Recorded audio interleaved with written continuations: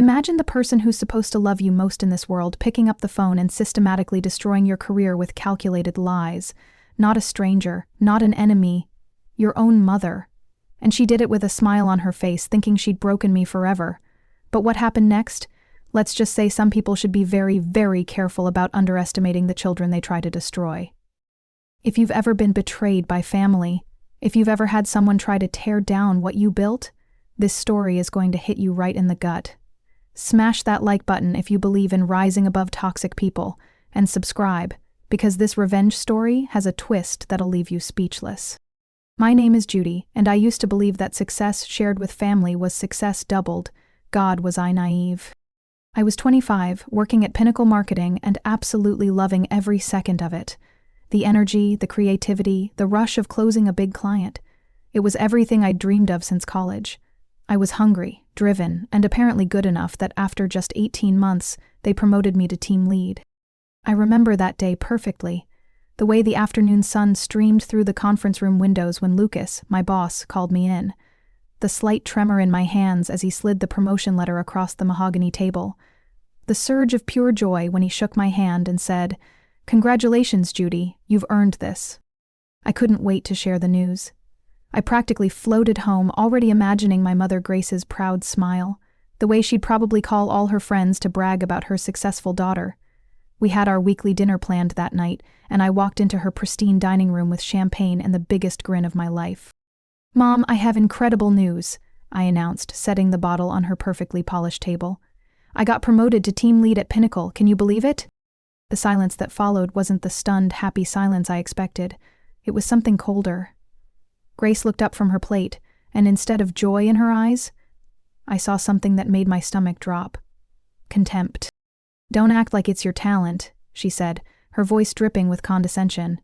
"Your boss Lucas is my old college friend from Northwestern. You only got that job because of me." The words hit me like ice water. I forced a laugh, trying to shake off the sting. "Mom, come on. Lucas promoted me because of my work, the campaigns I've run, the clients I've brought in." "Judy," she set down her fork with deliberate precision. "Do you really think a girl like you could compete with all those Ivy League graduates on merit alone? Please.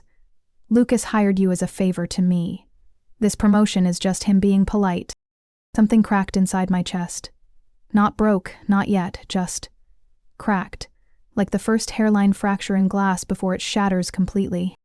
I spent the rest of that dinner in a daze, nodding and smiling while my mother talked about her bridge club and her latest redecorating project. But inside, a voice was whispering poisonous questions. What if she's right? What if I'm not actually good at this? What if everything I thought I'd earned was just handed to me out of pity? That night, I lay awake, staring at the ceiling of my tiny apartment, feeling smaller and more insignificant than I had since high school. Grace had always been critical. Nothing I did was ever quite good enough. But this felt different.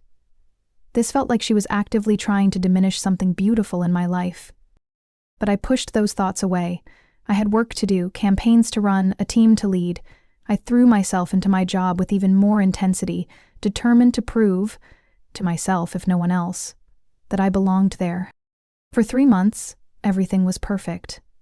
My campaigns were killing it. Client satisfaction was through the roof, my team respected me. I was finally starting to feel like maybe, just maybe, I really had earned my place. Then HR called. "Judy, can you come to conference room B, please?" Natalie from HR's voice was carefully neutral, but something in her tone made my blood run cold. I walked down that hallway on legs that felt like they belonged to someone else. The fluorescent lights seemed too bright, the carpet too loud under my heels. When I pushed open the conference room door, Lucas was there waiting, but he looked wrong. Pale, uncomfortable, like he was about to deliver news of a death in the family. "Sit down, Judy," he said quietly. I sat. My hands were shaking, so I folded them in my lap.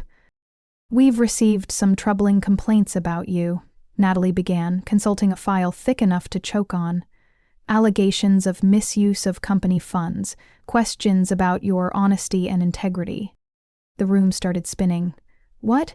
That's impossible. I would never—" "There are concerns about several of your recent campaigns," Lucas interrupted, not quite meeting my eyes. "Discrepancies in the budgets. Some clients have apparently expressed concerns about your character." I stared at him, this man who'd shaken my hand 3 months ago and told me I'd earned my promotion.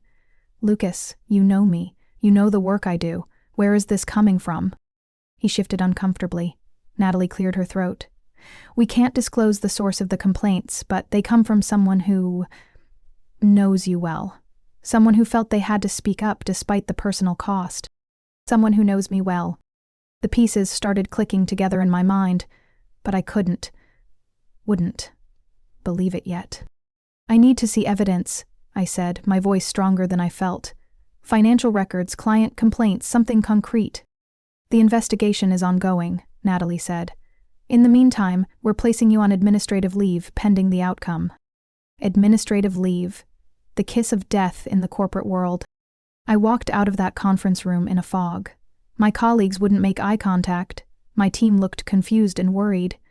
By the time I reached my desk to collect my things, word had already spread through the office, grapevine, like wildfire. That evening, as I sat in my apartment, staring at the box of personal items from my desk, my phone rang.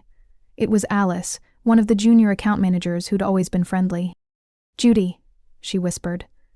"I probably shouldn't be calling, but I heard something today that you need to know." I was walking past HR this afternoon and I overheard Natalie talking to someone on the phone. She said your mom called the office multiple times.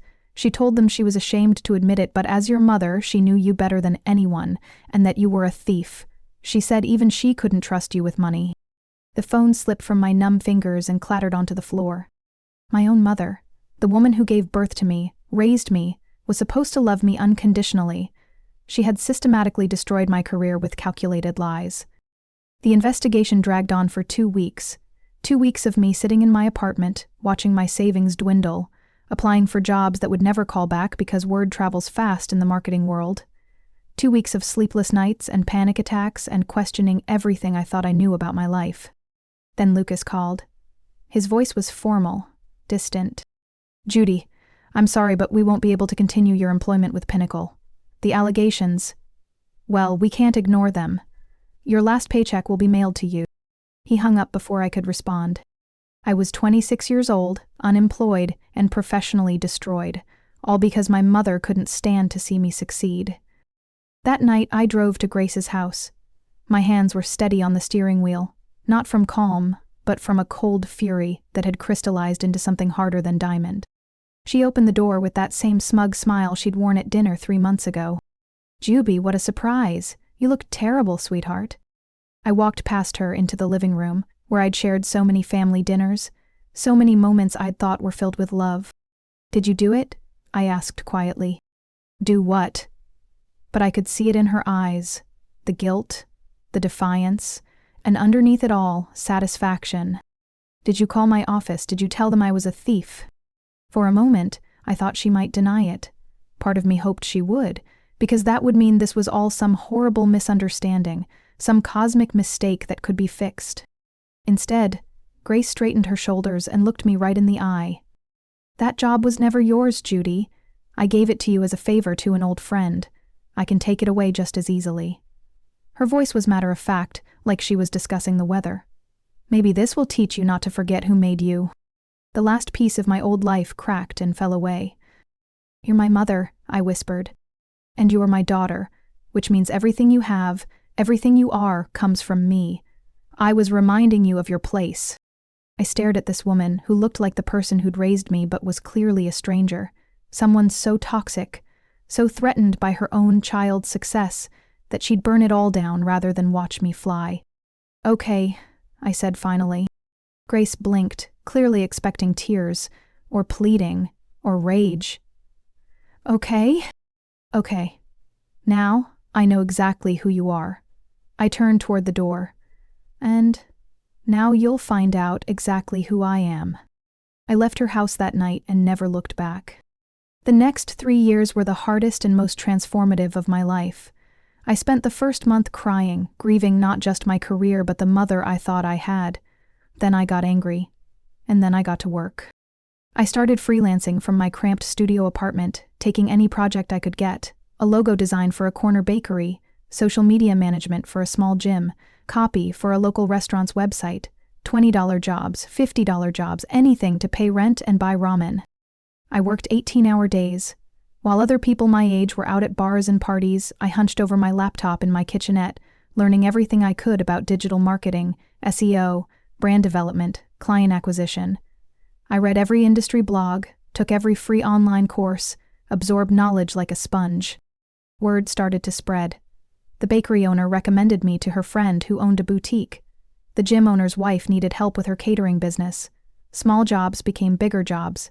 Bigger jobs became retainer clients.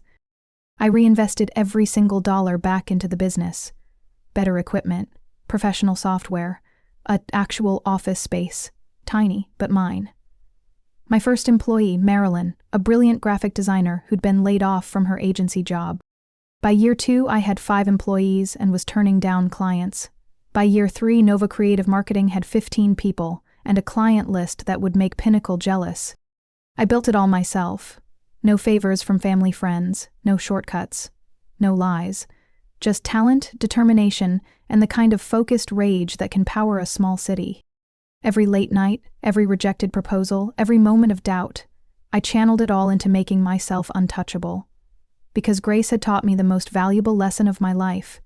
If you want something that can't be taken away, you have to build it so strong that not even the people who hate you most can tear it down. 3.5 years after Grace destroyed my career, I was sitting in my corner office. Floor-to-ceiling windows, awards lining the walls, a view of the city I was conquering, when my assistant knocked on the door.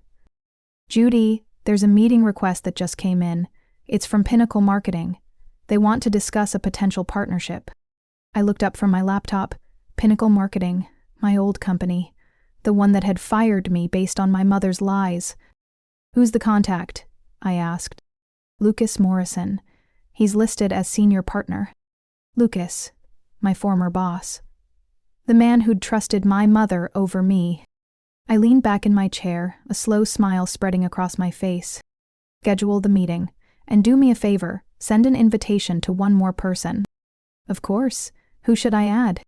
"Grace Morrison. She's Lucas's old college friend. Tell her it's a major business opportunity she won't want to miss." The day of the meeting, I arrived early and watched from my office window as Grace walked into my building. She looked exactly the same, perfectly coiffed, designer handbag, that air of superiority she wore like expensive perfume. She probably thought I'd called her to ask for help again, to admit defeat and beg her to make another phone call on my behalf. Lucas arrived 5 minutes later, looking older and more tired than I remembered. Pinnacle had been struggling, I knew. They'd lost several major clients over the past year, while Nova Creative was booking out months in advance.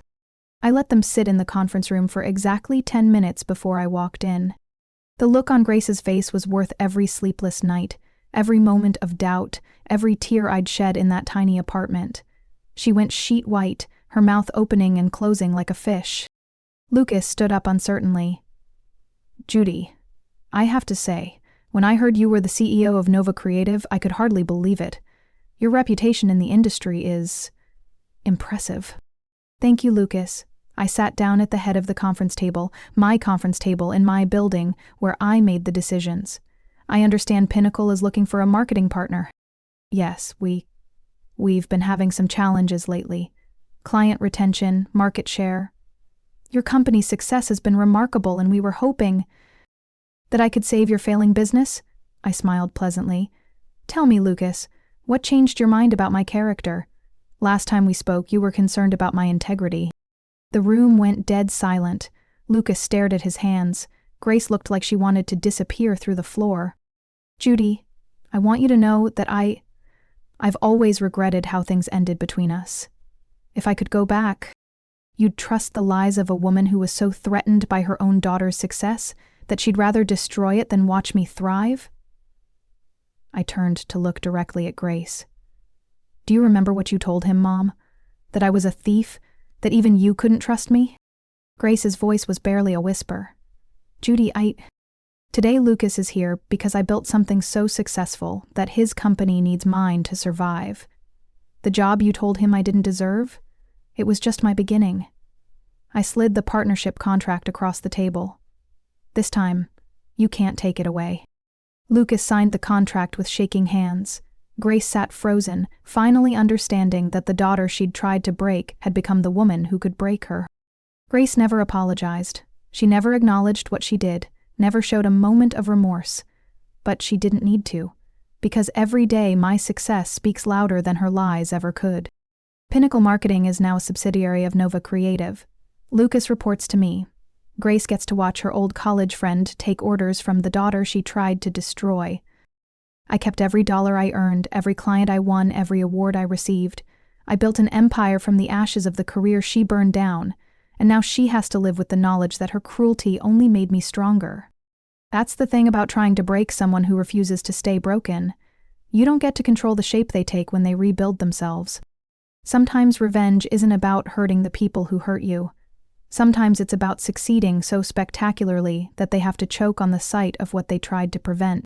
Grace taught me that family can be your greatest enemy, but she also taught me that success is the ultimate revenge, and I wear mine like armor. She can never penetrate again.